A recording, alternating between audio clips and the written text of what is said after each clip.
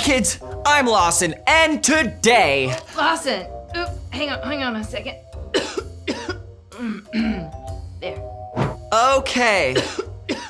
Also, I think you need this more than I do. Anyhow, we've got a really great story for you today from this girl, Bree, who's in the small group that my mom leads. Now, the first few weeks back to school were kind of fun, but now Bree feels like she's stuck in the daily grind. First school, then soccer practice, homework, dinner time, and bedtime. And then in the morning, her alarm clock rings and she has to start all over again with wake up and school. Plus, today Bree is super stressed about her math test. And this new girl, Jana, notices and she's like, "This math stuff is tough." And Jana says, "For real." Then Jana offers her this great fidget and says, "This really helps me focus when I'm stressed." And Jana says Bree can have it. And just like that, Bree starts to relax and feel a little bit better because Jana saw that she was stressed and did something about it. That gives Bree a bright idea. She realizes, I can do that too, by looking for what people need and doing something about it. So, Bree starts to keep an eye out. And right away, she sees Miss Llewellyn is kind of overloaded. Really overloaded. So, Bree offers, I can pass out test papers. Then, at lunchtime, Bree's friend Robin forgot to put her sandwich in her lunch bag. So Bree says, "Here, have some of mine." And later, in PE, Bree gets to pick her team for kickball, and she spots Jack, who always gets chosen last. So she picks him first. Woohoo! Afterward, in the hall, Bree sees the janitor, Mr. Raleigh, working super hard to mop up spilled soda.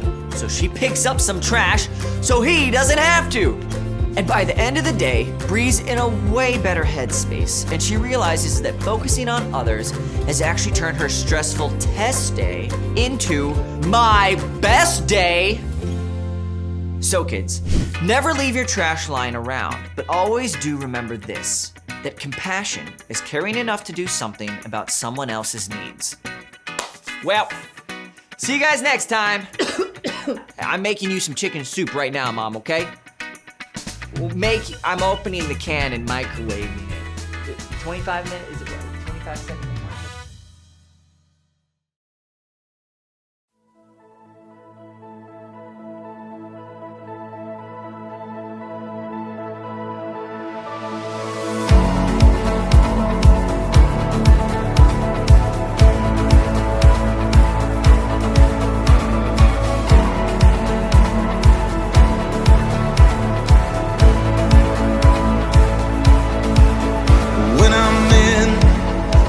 This water, I won't go under, I won't drown. And when I'm in over my head, I know that you won't let me down. And when I'm broken and down to nothing, I know that you are always up to something good.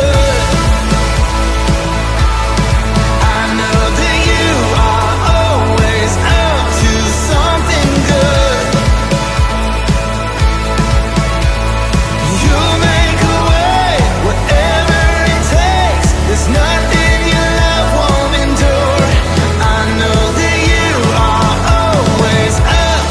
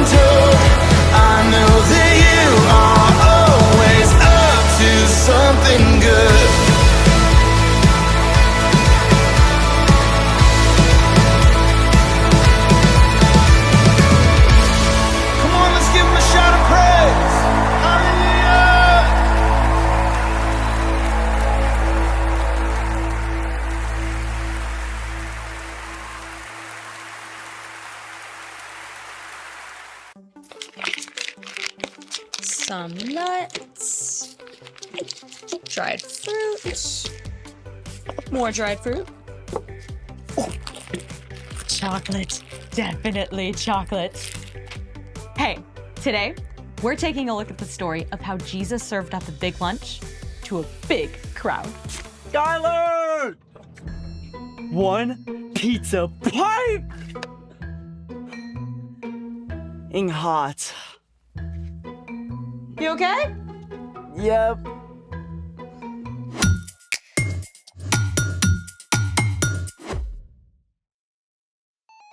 Hey guys, I'm Skylar. And I'm Sebastian. This month, we're talking about how following Jesus changes the way we treat others. Right, Sebastian?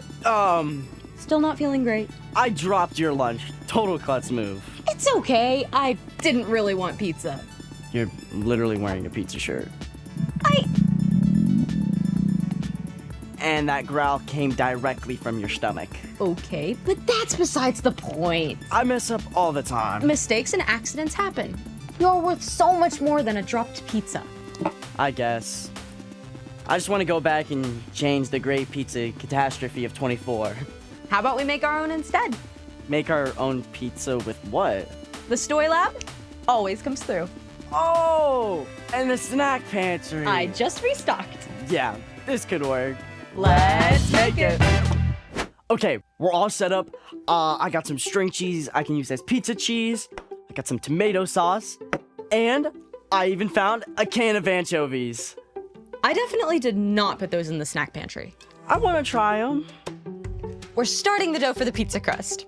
You'll need 2 cups of water, 5½ cups of all-purpose flour, 4 tablespoons of olive oil, 2 to 3 teaspoons of salt, 1 to 2 teaspoons of sugar, 1 teaspoon of garlic powder, and a pack of dried yeast. Step 1, activate your yeast. Yeast is a type of microscopic fungus. When it's activated, it pumps up your bread dough to make it soft and fluffy. Oh, so yeast is like microscopic cheerleaders. Ready? Okay! Kinda. To activate your yeast, mix the yeast with warm water in a small cup or bowl. Then add some sugar to speed up the activation process.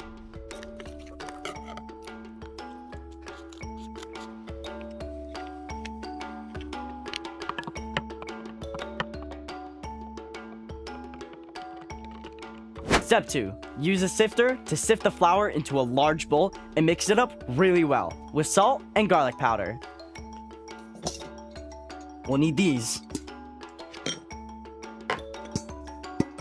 This is why cleaning your workspace is very important.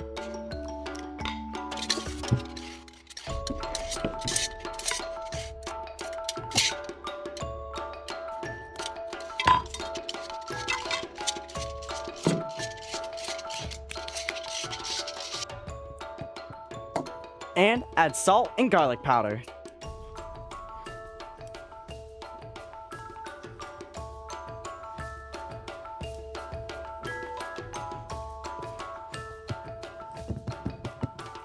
Step 3, add in the olive oil. And you'll want to stir.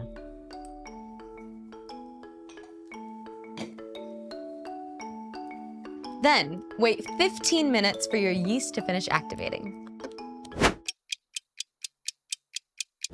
Whoa, I see little bubbles.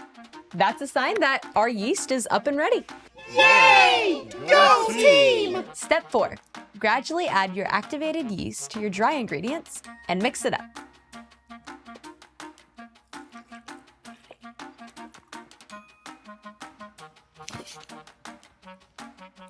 You'll need to stir for 5 to 10 minutes until the dough starts coming away from the sides of the bowl.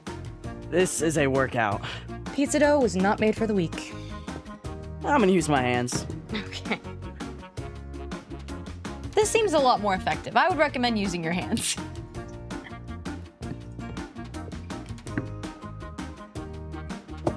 Can you move my cheese and tomato sauce?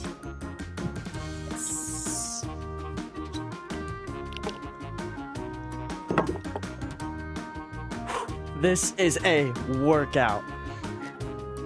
The dough is formed. And done. Now it's time for the yeast to help the bread dough grow. Step 5. Put the dough in the bowl. And then cover with aluminum foil and let it rest while the yeast does its thing.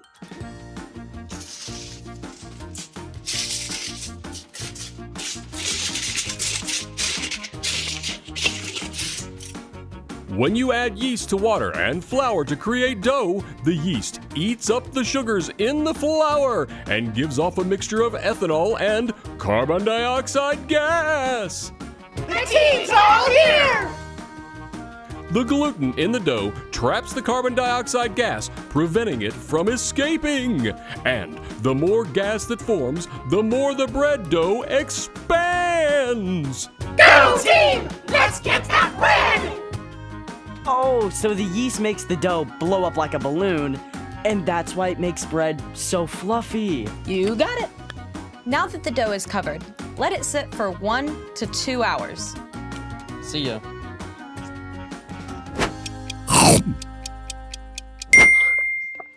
Ooh, let's take a look.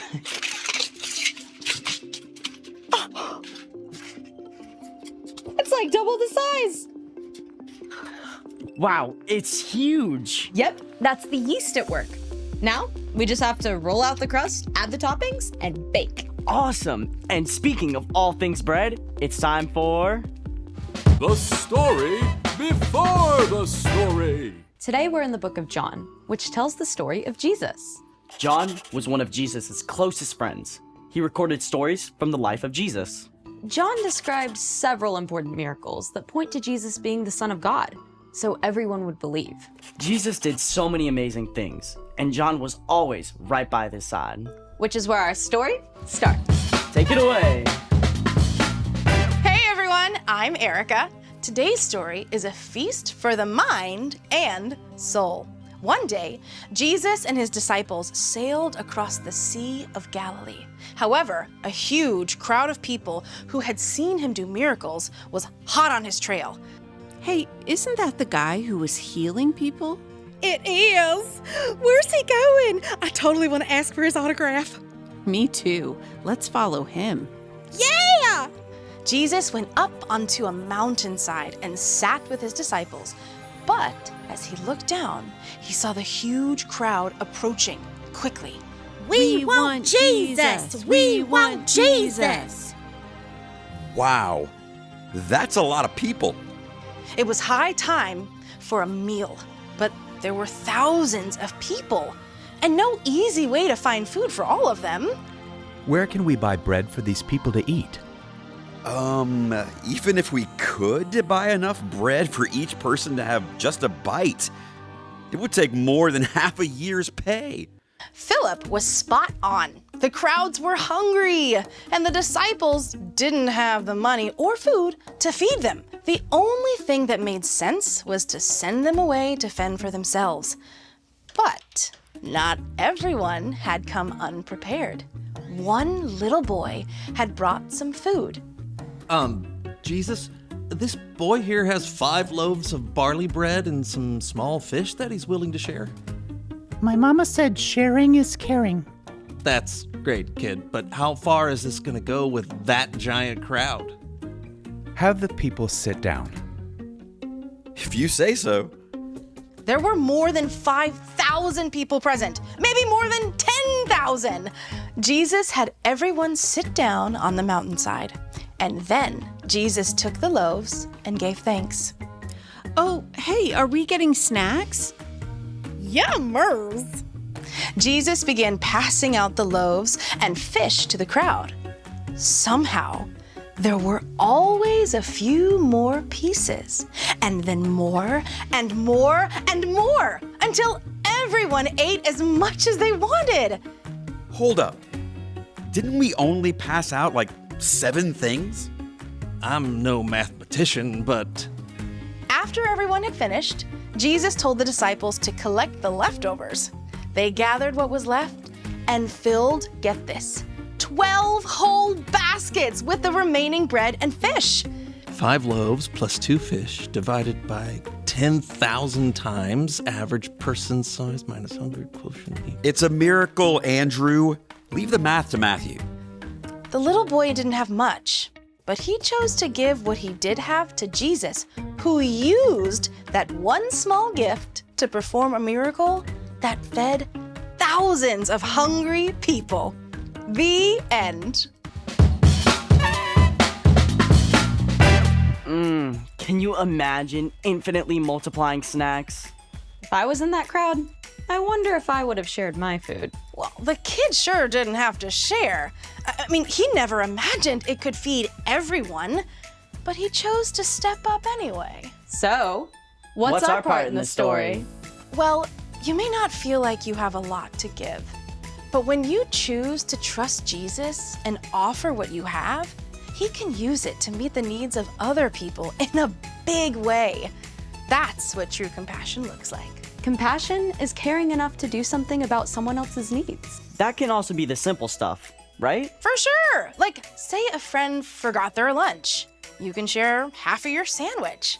It's a great way to show compassion like Jesus. And it's more than just food. Yeah, exactly. You could share your favorite game or toy or book. Or you can share a special skill or talent. Like if you're great at math, you can help your friend with their homework. And if you're good at art, you could share a silly drawing with your friend who's feeling down. You got it. You can even give your time to meet others' needs, like helping your mom collect canned goods for people who don't have enough food. Or smiling at everyone you meet when you go to visit your great-grandma at the nursing home. Sounds like we gotta get creative. Keep our eyes open. That's right. God made you to show compassion like Jesus in your own unique way. See you next time. Bye. So here's the thing. Use what you have to help others. Right now, I would finally like to help you to lunch. Cheers. It's gonna be good. So yummy. How's your half? Anchovies was a mistake. Thanks for joining us in the Story Lab. See you next time. Mm-mm.